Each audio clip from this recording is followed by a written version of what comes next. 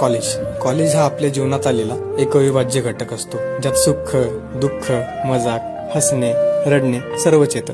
कधी अर्धवट सुटलेला पेपर, तर कधी वाढलेला CGPA, कधी उशिरा दिलेली असाइनमेंट, तर कधी शिक्षकांचा राग. हे दिवस आता संपले, ते फक्त आठवणीत राहतील. नेहमी असत खेळत असणारे हे चेहरे आपल्या जीवनात गुंतून जातील. त्यात मित्रांमध्ये केलेली मजा धरा वा छोट्याशा गोष्टीने झालेले भांडणच. मित्र भेटले नवे, पण त्यांना सोडून जाणं मात्र कठीणच. परत भेटू म्हणून जे दूर जातात, हे काय माहीत कधी येऊन भेटतात. नंतर बोलणं तर फक्त कॉलवरच होत राहील.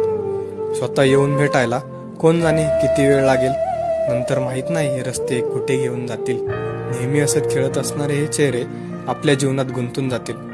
प्रत्येक गोष्टीचा शेवट हा होतच असतो, पण नवीन सुरुवातही तेथूनच होते. पुढे गेल्यावर हे दिवस आठवून भरून येते, आणि मागे पायाचे ठसे नाही उमटत, तर हृदयाचे ठोके ऐकू येते.